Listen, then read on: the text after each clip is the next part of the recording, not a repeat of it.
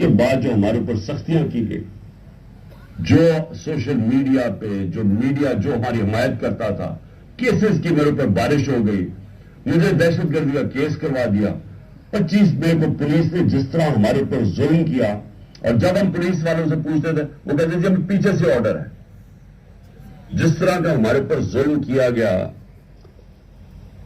میں سوال یہ پوچھتا ہوں کہ کیا ہم بھیڑ بکریاں ہیں، ہم کیڑے مکوڑے ہیں کہ آپ جب فیصلہ کریں پہلے آپ، اور میں نے آپ کے کانوں سے جناب باجوہ کے کانوں سے سنا کہ یہ کرپٹ ہے، اب آپ نے فیصلہ کیا کہ یہ ٹھیک ہو گئے، اور آپ نے فیصلہ کیا کہ جناب یہ آپ ملک کو ٹھیک کریں گے، تو کیا ہم وہ کیڑے مکوڑے ہیں کہ جدھر بکریوں کو دھکیلیں گے ہم ادھر چلے جائیں گے؟ یعنی ہم انسان ہیں یا ہم جانور ہیں کہ جو آپ کا فیصلہ ہو بند کمروں کے اندر ہم اسی کے اوپر چل پڑے؟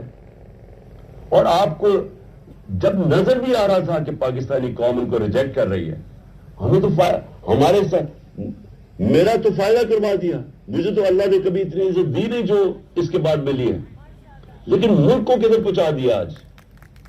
اور میں کیا یہ پوچھنا چاہتا ہوں کہ پاکستان کا مستقبل ہے کہ پہلے یہ لوٹیں گے، اب ان کے بچے تیار ہو گئے لوٹنے کے لیے، کیا اب ہم ان کو لے کے آئیں گے؟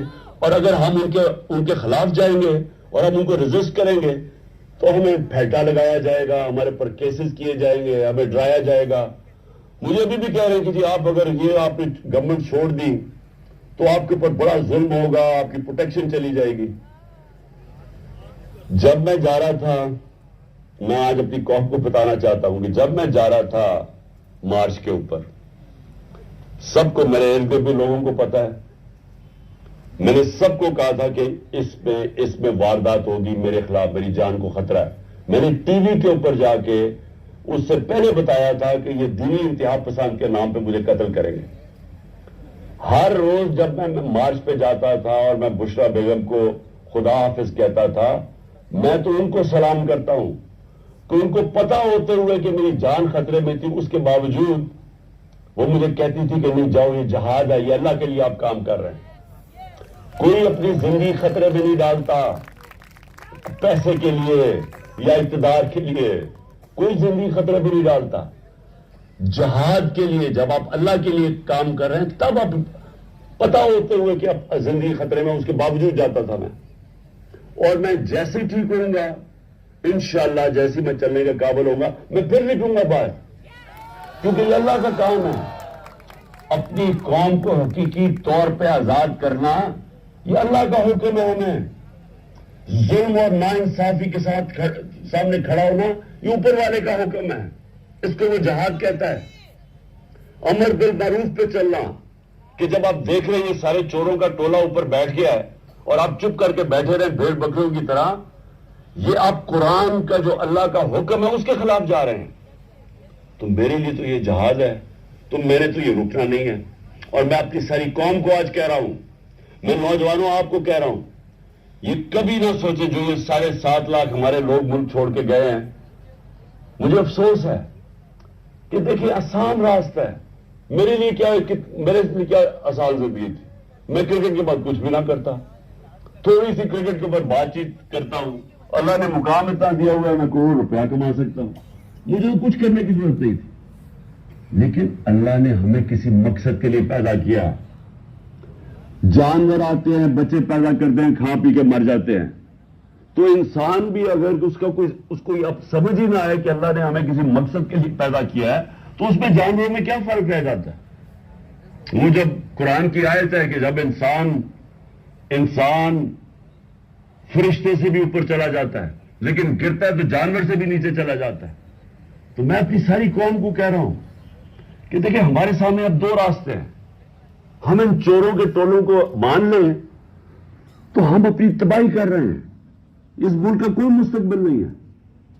ایک ہی راستہ ہے کہ اب جدوجہد کریں۔ میں وہاں جب گیا پنڈی پہنچا اور میں اس وقت بڑی تکلیف میں تھا، میں یہ بھی آپ کو بتا دوں کیونکہ مجھے ڈاکٹرز نے کہا تھا ابھی نہیں آپ ٹریول کر سکتے، میں گیا اس کے باوجود صرف اپنے لوگوں کو کھڑا کرنے کے لیے کہ دیکھیں یہ پاکستان کے لیے فیصلہ کن وقت ہے، اس کو ضائع نہ ہونے دیں، قوم میں بیداری آ گئی ہے، اور میں وہاں 2 میں چیزیں کر سکتا تھا. ہم وہاں دھرنا بھی دے سکتے تھے, لاکھوں لوگ تھے. ہم وہاں اسلام آباد کے اوپر بھی جا سکتے تھے, اتنے لوگ تھے. ہم اسلام آباد میں خون خرابہ ہونا تھا وہاں, اور کئی دفعہ لوگ چاہتے ہیں کہ خون خرابہ ہو, لاشیں گریں, تاکہ وہ جناب ان کی تحریک اور اٹھ جائے. میں یہ نہیں چاہتا تھا. یعنی ساری اسٹرگل آئین اور قانون کے بیچ میں ہے. میں کبھی اس سے باہر نہیں نکلا, اور میں نے اس لیے فیصلہ کیا کہ بجائے ہم وہاں جائیں اور توڑ پھوڑ ہو اور تباہی ہو, میں نے فیصلہ یہ کیا کہ ہم جو 2 اسمبلیاں قربان کرتے ہیں, اپنی 2 اسمبلیوں کو ہم قربان کرتے ہیں اپنے ملک کے لیے, اور اس لیے کرتے ہیں کہ ان کو جب 66% پاکستان میں الیکشن ہوگا, جب ہم ان 2 اسمبلیوں سے نکلیں گے, جو میں بھی بتانے لگا ہوں کب نکلیں گے, 66% پاکستان میں الیکشن ہوگا, تو عقل تو یہ کہتی ہے کہ آپ جنرل الیکشن کروا دیں. لیکن میں پھر سے کہتا ہوں, یہ خوف زدہ ہیں, الیکشن ہارنے سے ڈرے ہوئے ہیں. ان کا کوئی پاکستان کا مقصد نہیں کہ پاکستان اوپر جا رہا ہے یا نیچے جا رہا ہے. ان کا مقصد ایک ہے, کیسے اپنا چوری کا پیسہ بچانا ہے انہوں نے, اور اس لیے یہ الیکشن نہیں کروائیں گے. اور اسی لیے ہم نے فیصلہ کیا کہ ہم الیکشن کروائیں گے. اور میں نے اپنے سارے وکیلوں سے پوچھ لیا, یہ کوشش بھی کریں گے الیکشن کمیشن کے ذریعے کہ یہ کسی طرح ڈیلے ہو جائے. آئین بالکل اجازت نہیں دیتا 90 دن کے آگے.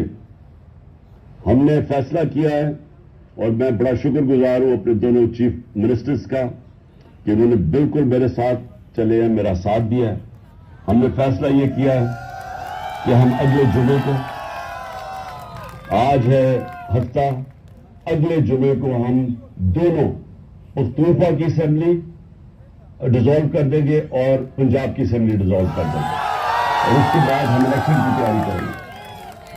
اور اس کے بعد ہماری جو 100 غالباً 23 سیٹیں ہیں اس وقت نیشنل اسمبلی میں, ہم وہاں جا کے نیشنل اسمبلی میں جا کے اسپیکر کے سامنے ہم کھڑے ہو کے کہیں گے کہ ہمارے ریزگنیشن ایکسپٹ کرو. یہ ڈرامے نہ کرو کہ چن کے 8 جو انہوں نے پہلے ہمارے ساتھ کیا تھا, انہوں نے بجائے ہمارے باقی ریزگنیشن ایکسپٹ کرنے کے, انہوں نے 8 سیٹیں چنی. یہ جو بڑا کرپٹ